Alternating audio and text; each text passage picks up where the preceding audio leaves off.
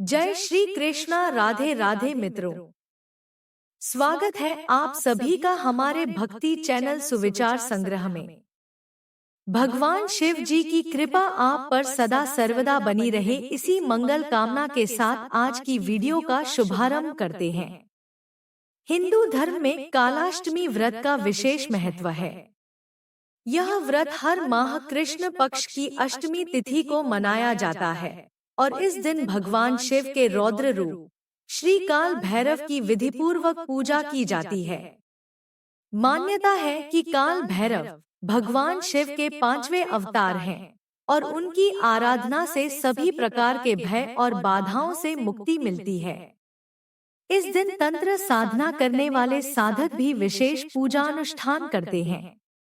ऐसा माना जाता है कि जो भक्त श्रद्धा से काल भैरव की पूजा करता है, उसके जीवन से नकारात्मक ऊर्जा दूर होती है और शत्रुओं से रक्षा होती है। कालाष्टमी कब है? 2025 में। साल 2025 में वैशाख मास की कालाष्टमी 21 अप्रैल सोमवार को मनाई जाएगी। पंचांग के अनुसार अष्टमी तिथि का आरंभ 20 अप्रैल को रात 7:01 पर होगा और यह 21 अप्रैल को शाम 6:58 तक रहेगी। चूंकि अष्टमी तिथि का उद्यकाल 21 अप्रैल को है, इसलिए इसी दिन व्रत और पूजन किया जाएगा। शुभ मुहूर्त। कालाष्टमी के दिन ब्रह्मा मुहूर्त सुबह 4:48 से 5:35 तक रहेगा। विजय मुहूर्त दोपहर 2:30 से 3:19 तक। गोधूली मुहूर्त शाम 6:32 से 6:56 तक और निशिता काल रात्रि 12:04 से 12:51 तक रहेगा। इन विशेष मुहूर्तों में पूजा करना अति शुभ माना गया है। शुभ योग और संयोग। इस बार कालाष्टमी पर वरियान योग और शिववास का शुभ संयोग बन रहा है। साथ ही कौलवकरण भी इस दिन रहेगा, जो शुभ कार्यों के लिए अत्यंत फलदायी माना जाता है। ऐसी मान्यता है कि इस विशेष योग में की गई पूजा भक्तों को दोगुना फल देती है। क्या करें कालाष्टमी पर? काल भैरव की कृपा पाने के लिए उनके मंत्रों का जाप करें, जैसे ओम काल भैरवाय नमः, ओम क्री क्री काल भैरवाय फट, ओम ह श न ग क संखा महाकाल भैरवाय नमः। इनमें से किसी भी मंत्र का 108 बार जाप करें। साथ ही काल भैरव अष्टक का पाठ अवश्य करें, जिससे जीवन की सभी बाधाएं दूर होती हैं।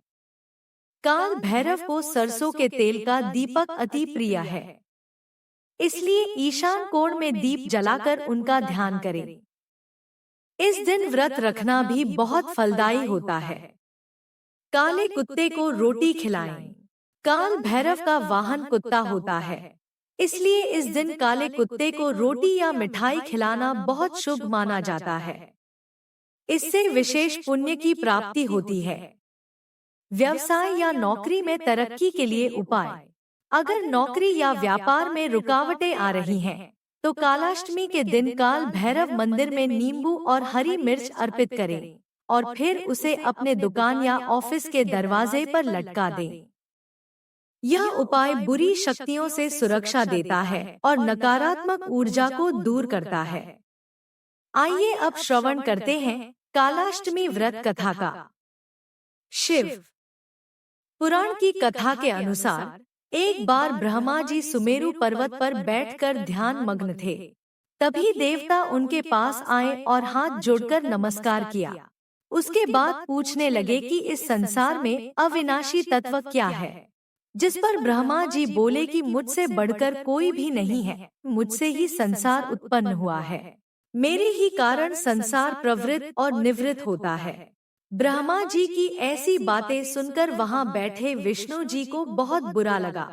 तब वह ब्रह्मा जी को समझाते हुए बोले कि आप इस प्रकार अपनी प्रशंसा न करें, क्योंकि मेरी ही आज्ञा से आप सृष्टि के रचयिता हो। उसके बाद दोनों ही आपसे मैं खुद को उच्च सिद्ध करने के लिए वेदों का स्मरण किया। जिसके बाद उन्होंने चारों वेदों से अपनी श्रेष्ठता के संबंध में पूछा। तब ऋग्वेद ने भगवान शिव का स्मरण करते हुए बोले, हे ब्राह्मण, हे श्रीहरि, जिसके अंदर पूरा भू नहते हैं, वह एक भगवान शिव ही है। तब यजुर्वेद बोले कि उन परमेश्वर भगवान शिव की कृपा से ही वेदों की प्रामाणिकता भी सिद्ध होती है। उसके बाद सामवेद बोले कि जो समस्त संसार के लोगों को भरमाता है और जिनकी कांति से सारा विश्व प्रकाशमान होता है, वह त्र्यंबक महादेव जी है। वेदों की बात सुनकर ब्रह्मा और बोले, हे वेदों, तुम्हारे वचनों से सिर्फ तुम्हारी अज्ञानता ही झलकती है। भगवान शिव तो सदा अपने शरीर पर भस्म धारण करते हैं। उनके सिर पर जटाजूट व गले में रुद्राक्ष है। वे सांपों को भी धारण करते हैं। भला शिव को परम तत्व कैसे कहा जा सकता है? उन्हें परम ब्रह्मा किस प्रकार माना जा सकता है? ब्रह्मा जी और श्री हरि विष्णु के इन वचनों को सुनकर हर जगह मूर्त और अमूर्त रूप में विद्यमान रहने वाले ओंकार बोले कि भगवान शिव शक्तिधारी हैं, वही परमेश्वर हैं तथा सबका कल्याण करने वाले हैं। वे महान लीलाधारी हैं और इस संसार में सब कुछ उनकी आज्ञा से ही होता है। लेकिन इसके बाद भी उनका विवाद खत्म नहीं हुआ और झगड़ा बढ़ता गया।